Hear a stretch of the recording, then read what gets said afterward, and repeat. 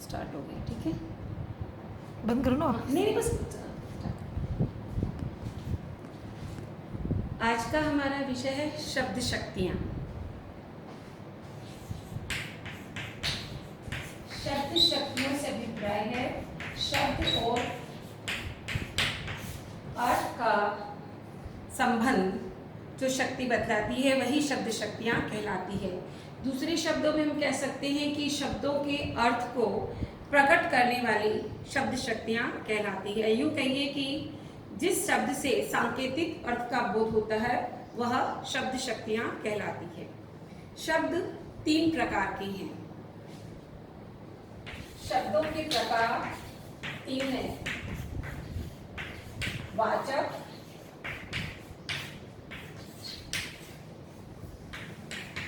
लक्षक और व्यंजक।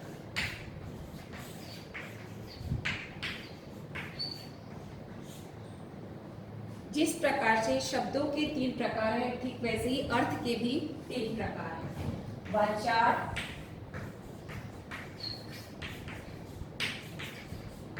अर्थ के प्रकार भी 3 हैं। वाच्यार्थ, लक्ष्यार्थ और व्यंग्यार्थ। वाचक शब्द वे हैं जिनसे वाच्यार्थ प्रकट होता है।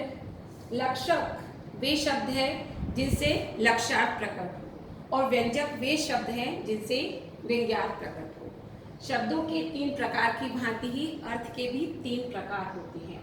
वाच्यार्थ, लक्ष्यार्थ और व्यंग्यार्थ। वाच्यार्थ वे शब्द हैं जो सांकेतिक अर्थ का बोध कराते हैं। लक्ष्यार्थ से मुख्य अर्थ का बोध न होने पर जिस के द्वारा अन्य अर्थ का बोध होता है वो लक्ष्यार्थ कहलाता है। व्यंग्यार्थ जब मुख्यार्थ और लक्ष्यार्थ के रहने पर भी किसी अन्य अर्थ की ध्वनि निकलती है तो उसे व्यंग्यार्थ कहते हैं। इसी आधार पर शब्द शक्तियां भी 3 प्रकार की होती है। अभिधा, लक्षणा और व्यंजना। अभिधा, दूसरी है लक्षणा और व्यंजना।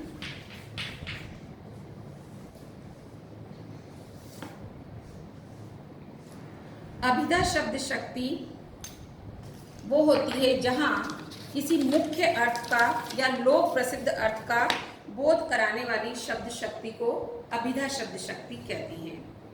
अभिधा का शाब्दिक अर्थ है नाम, अर्थात जब कोई नाम, संज्ञा आदि रूप के शब्द होते हैं तो वह अभिधा शब्द शक्ति है। या मिश्र जी के अनुसार साक्षात सांकेतिक अर्थ का बोध कराने वाले व्यापार को अभिधा कहा जाता है। या यूं कहिए कि यह वह शब्द शक्ति है जिससे वाच्यार्थ या मुख्यार्थ प्रकट होता है। या दूसरे शब्दों में ये भी कह सकते हैं कि जब बिना किसी बाधा के वाक्य को पढ़ते ही आसानी से उसका अर्थ समझ में आ जाए तो वह अभिधा शब्द शक्ति हुई। जैसे मैं मैथिली शरण गुप्त की 4 पंक्तियां यहाँ पर बता रही हूँ। कोई पास न रहने पर भी जन मन मौन नहीं रहता, आप आपकी सुनता है वह आप आप से है कहता। बीच बीच में इधर उधर निज दृष्टि डालकर मोदमयी, मन ही मन बातें करता है वीर धनुर्धर नई नई। देखिए इन पंक्तियों को बोलने मात्र से ही इसका अभिप्राय स्वतः ही स्पष्ट हो गया है। अभिधा शब्द शक्ति से 3 प्रकार के शब्दों के अर्थ का निश्चय होता है।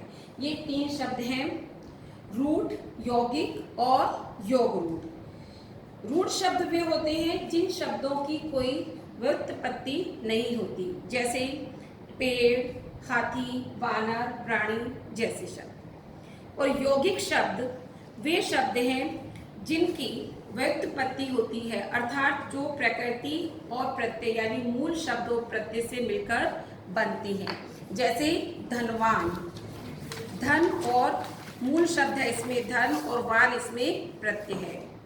तीसरा है योग रूढ़ शब्द, जब शब्द यौगिक होते हुए भी उसका सीधा और सरल अर्थ प्रकट न कर कोई अन्य अर्थ ही प्रकट करे या वो अन्य अर्थ में रूढ़ हो जाए तो यह योग रूढ़ शब्द कहलाता है।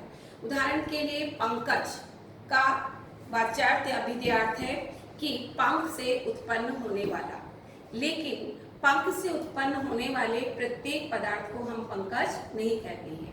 पंकज जो है वो कमल के अर्थ में ही रूढ़ हो गया है। तो इस तरह से अभिधा शब्द शक्ति के पश्चात आती है लक्षणा शक्ति। शब्द की वह शक्ति जिससे लक्ष्यार्थ प्रकट होता हो। लक्ष्यार्थ से अभिप्राय है कि जहां मुख्य अर्थ बाधित होता है और उससे संबंधित किसी अन्य अर्थ का बोध हो तो वह लक्षणा शब्द शक्ति कहलाती है। तो इसमें 3 बातें अनिवार्य होती है। नंबर 1 कि मुख्य अर्थ में या मुख्यार्थ में बाधा उपस्थित हो, अर्थात जिसके मुख्य अर्थ को ग्रहण नहीं किया जा सकता हो। दूसरा कि जो अन्य अर्थ हम ग्रहण करते हैं उसका मुख्यार्थ से संबंध होना चाहिए, यानी अन्य अर्थ मुख्यार्थ से संबंधित हो। और तीसरा है कि इस लक्ष्यार्थ को ग्रहण करने के कोई न कोई प्रयोजन या रूढ़ी अवश्य होनी चाहिए। तो इसी आधार पर प्रयोजन और रूढ़ी से ग्रहण किया जाने के आधार पर लक्षणा के मुख्यतः 2 भेद माने गए हैं। नंबर 1 है रूढ़ी लक्षणा और प्रयोजनवती लक्षणा। रूढ़ी लक्षणा और प्रयोजनवती लक्षणा।